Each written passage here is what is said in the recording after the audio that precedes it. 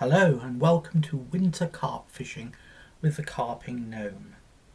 The first of a three-part series. This is a visitor from southern parts. I was back at the pool I'll call Clay Farm Pond, only I did not have the water to myself. An angler of a type I had barely encountered before, a modern carp fisher, was placing bolt-rigged boilies in a clear spot tight against the island. Sitting next to him on a low stool was his shivering girlfriend. Surprisingly, she seemed happy enough to be there, even managing to smile a little, although the frost was yet to melt. The lad, for he seemed to be in his early 20s at best, explained how he was on holiday from London in search of traditional Herefordshire carp ponds. He said he was getting away from it all. Now, I must say I admired him for that, but I could not admire his setup. I looked suspiciously at his 3 hefty carbon rods on their pod, his heavy bobbins with their chain link attachments, his huge bait runner style reels, and I sighed. The pond was 2 acres at best. He was not fishing Cassian for monsters after all, but what did I know? At the time, in fact, I knew very little. I'd heard that carp fishing had moved on, of course, but his approach seemed totally alien to me. By way of return, he seemed to regard me as a creature from another age. But more of that later. He was friendly enough, and I soon found myself warming to his perky enthusiasm. "Fish this much?" he asked. "No," I replied truthfully. "My first time here was a few days ago. I had 2 off the top on Scopex floaters." His jaw dropped just a little. "Off the top?" he said, and I caught the incredulity in his voice. "But it's winter," he went on, as if I hadn't noticed. "Yes," I replied. "I had them off the top. I know it seems unlikely." "Mate," he said, "where I come from nobody catches carp off the top in winter." I almost felt like apologising. This said, he also explained how he hadn't caught a single carp since August, and I found this information equally hard to digest. I wished him tight lines and vanished round to the corner to a little bay where, if I was lucky, I could fish in peace without being gawped at. It was a fateful choice. As soon as I approached stealthily, I could see ripples, swirls, rocking water. If I played my cards right, if I didn't spook those fish, all might be well.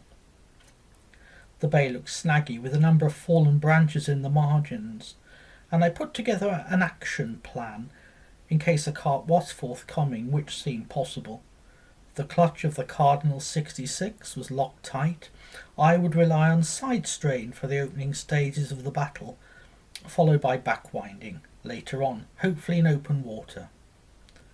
I found myself hooking my Scopex floater and casting it out.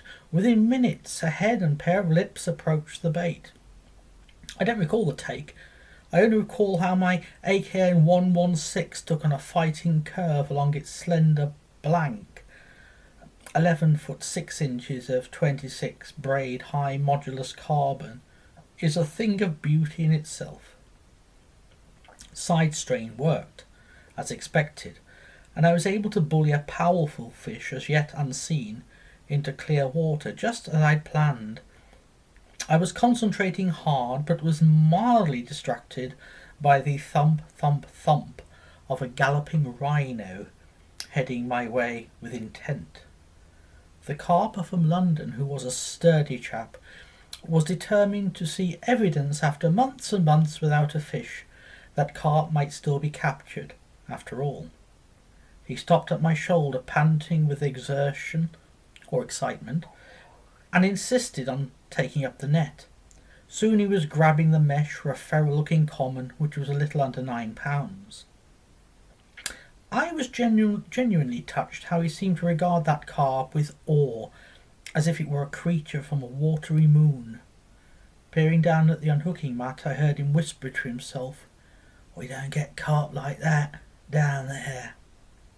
He was kind enough to take a photograph, but while I was swelling up with pride, being smug like Mr. Toad, I did want him to stop staring at me as if I were the village idiot out for an idiot's glee day. There could be no doubt about it, he viewed me as an oddball par excellence. He even called his girlfriend over to see the fish, and also examine my ancient rod and reel. "What's that old reel then?" he asked. "Cardinal 66. "See that, love?" he said to his yawning girlfriend. "That's proper old school, that is." As if she cared. "And the rod?" "Daiwa Amorphous Whisker AKN 116, the Stalker, designed by Kevin Nash." "That's proper old school, that is." And so the ordeal went on. Once I had the swim to myself again, I was pleased to note that carp were still present. I leaned out from behind a bramble bush to get a slightly better view, and either a little section of the bank collapsed under my considerable bulk, or I slipped. Whatever, I found myself sitting in the pool right up to my chest. I'm pleased to say the water was far warmer than the January air, and in fact it was not an altogether unpleasant experience, a bit like taking a lukewarm bath, as a matter of fact. Once more the young carper came round, trotting like a cockney rhino. But this time it was to help me out, for which I was most grateful, naturally.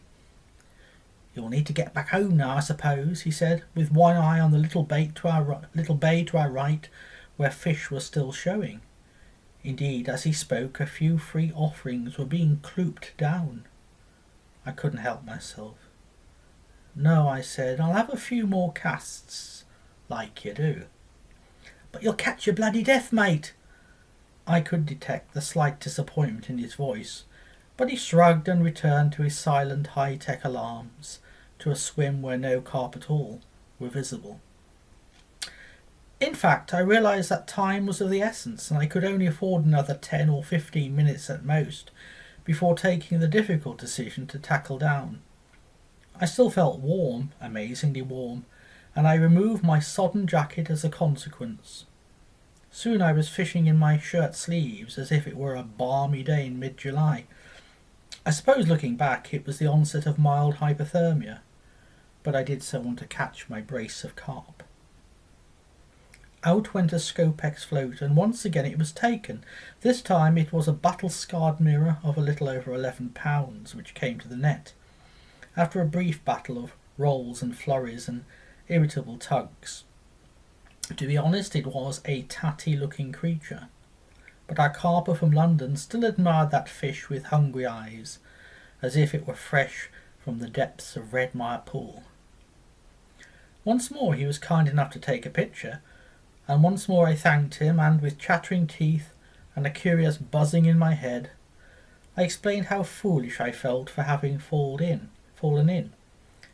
His reply, I admit, left me somewhat deflated given the circumstances. It was perhaps a tad on the blunt side. "Nah, don't worry about it, mate," he said, grinning. "I'm a proper rubbish angler myself.